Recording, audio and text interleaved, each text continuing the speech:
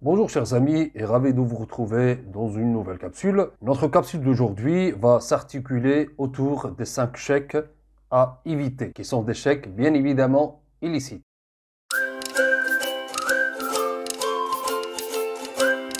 Le chèque est un écrit par lequel une personne, qui s'appelle le tireur, dans l'ordre de remettre, soit à son profit, soit au profit d'un tiers, une somme d'argent à prélever sur le crédit de son compte ou d'un autre. Le mot chèque est une francisation du mot anglais check, écrit plus souvent chèque, C-H-E-C-K, check. Le sens primitif est celui de talon souche, c'est-à-dire un bon de trésorerie. Les chèques, ou bien les 5 chèques qui vont nous intéresser dans cette capsule sont les suivants. 1. Le chèque post-daté. 2. Le chèque antidaté. 3. Le chèque de garantie. Le 4e chèque, c'est le chèque en bois. Et le 5e et le dernier, ce n'est rien d'autre qu'un chèque en blanc. Commençons par le chèque post-daté. Ce chèque indique une date postérieure à la date réelle de l'émission du chèque. C'est une pratique répandue entre commerçants pour gagner plus de temps pour pouvoir alimenter leur compte. Le 2e chèque, c'est le chèque antidaté. Dans ce chèque, il y a une indication d'une date antérieure à la date réelle de l'émission du chèque. C'est une pratique très courante en matière de location des biens